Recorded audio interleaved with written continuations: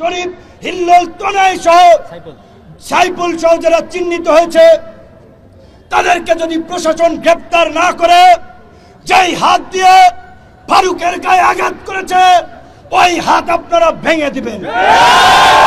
অন্য যদি জেলে যেতে হয় হুকুমদাতা হিসেবে 1 নম্বর আসামি আমি আহ্বান বললাম। এই সরকারের যে উপদেষ্টা সবচেয়ে ডেডিকেটেড কে নাহিদ ধরেন মার খেয়েছে, নাহিদ মার খেয়েছে একদিন, এইখানে যারা দাঁড়িয়ে আছে 100 দিন মার খেয়েছে। 28 বছর পরে ডাকসুর ভিপি হয়েও ক্যাম্পাসে যে কয়বার মার খেয়েছি, অনেক উপদেষ্টা আওয়ামী লীগের বিরুদ্ধে ওই কয়েকদিন বক্তব্য দেন নাই। অবশ্যই আসিফ এবং নাহিদ তো আমাদের সহ আন্দোলনকারী, আরো অনেকে, মাহফুজ সবাই আমাদের ঘনিষ্ঠ, আমাদের সহযোদ্ধা সহকর্মী। একসাথে এনআরসিসি এর বিরুদ্ধে আন্দোলন করছি, ডাকসুতে নির্বাচন করেছে তারা, ছাত্র অধিকার পরিষদের সাথে ছিল।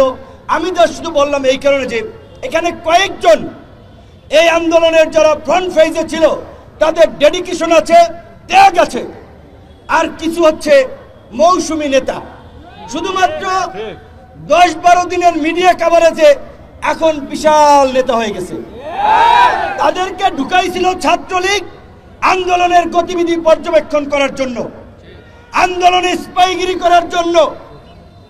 18 জুলাই যখন কথা বলি যে ভাই এক দফার বিকল্প নাই, এক দফা ছাড়া এই জাতির মুক্তি নাই, হাসিনা পিশাচ হয়ে গেছে, হাসিনার পতন ব্যতীত আমাদের মুক্তি নাই, প্রত্যেককে জেলে যেতে হবে, তখন বলে ভাই আমরা তো এক দফার জন্য আন্দোলন করি নাই, এটা কি উচিত হবে?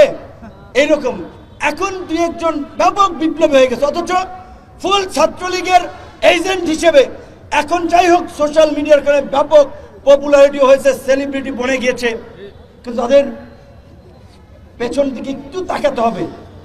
হঠাৎ করে চরিত্র বদল করলেই বদল হয়ে যায় না।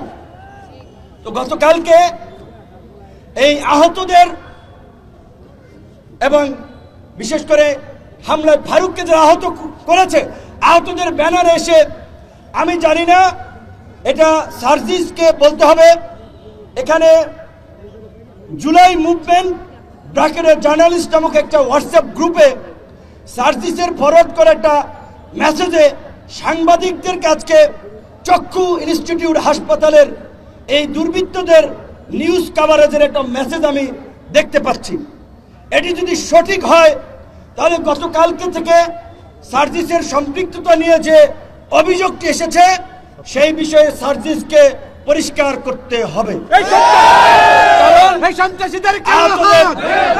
যেহেতু আহতদের চিকিৎসার জন্য ক্ষতিপূরণ দেওয়ার জন্য জুলাই ফাউন্ডেশন গঠন করেছে, সেটার তিনি দায়িত্বে আছেন, তাহলে তার সাথে এদের একটা সম্পৃক্ততা স্বাভাবিকভাবে আছে। এখন এই হামলা আছে কিনা সেইটা আমরা জানি না। আমি পরিষ্কারভাবে আমাদের নেতা কর্মীদেরকে বলে দিতে চাই, ধৈর্যের সীমা ছাড়িয়ে গেছে, সহ্যের বাঁধ ভেঙে গেছে। আগামী 24 ঘন্টার মধ্যে এই হামলাকারী শরীফ, হিল্লোল, তনয় সহ সাইফুল সহ যারা চিহ্নিত হয়েছে তাদেরকে যদি প্রশাসন গ্রেপ্তার না করে, যেই হাত দিয়ে ফারুকের গায়ে আঘাত করেছে ওই হাত আপনারা ভেঙে দিবেন।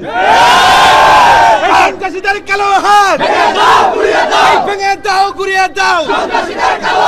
জন্য যদি জেলে যেতে হয় হুকুমদাতা হিসেবে 1 নম্বর আসামি আমি আহ্বান বললাম।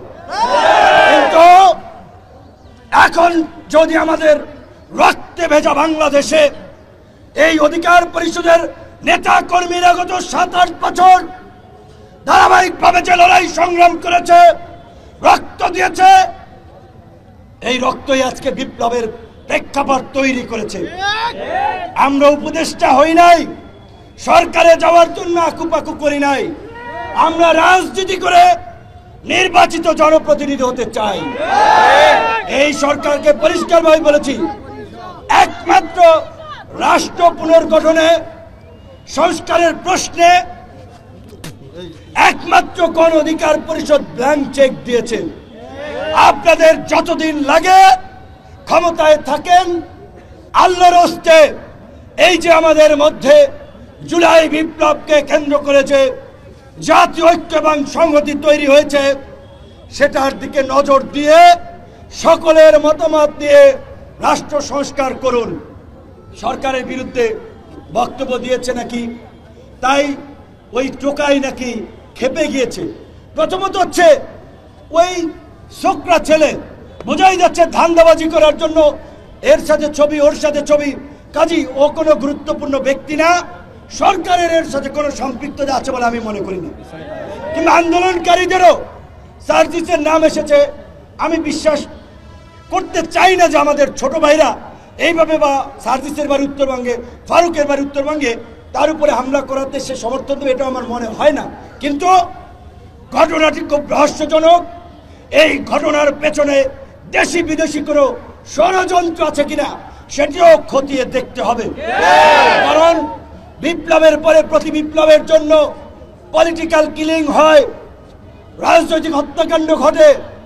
এই বিপ্লব এবং আন্দোলনে আমাদের কি রোল, আমরা কি করেছি, সেটা আমাদের নিজেদের বলতে হবে না, দেশের মানুষ জানে। তাই আমাদের ডিএমপি কমিশনারের সাথে গতকালকে কথা হয়েছে, উপদেষ্টা সহ সকলকে বলবো আগামী 24 ঘন্টার মধ্যে আমরা অ্যাকশন দেখতে চাই, অন্যথায় আপনাদের উপরে কিন্তু আমরা আস্থা রাখবো না। আইন নিজের হাতে তুলে নিয়েই এই শহীদ মিনার এনে বিচার করব। ওরা নাকি ক্ষমা চেয়েছে, এইভাবে সিনেমা স্টাইলে মেরে ক্ষমা চাইলে ক্ষমা হবে না, হবে না। আমরা এত হাতেম তাই না। শেখ হাসিনা 2000 হত্যাকাণ্ড ঘটিয়ে শেখ হাসিনা ক্ষমা চাইলে কি তাকে ক্ষমা করব? আওয়ামী লীগের ক্ষমা আছে? কাজী যারা আবার নতুন ফ্যাসিস্ট হয়ে উঠতে চায়, দুর্বৃত্ত হয়ে উঠতে চায়, ওদেরকে উপযুক্ত শিক্ষা দেওয়া ছাড়া কোনো ক্ষমা নাই।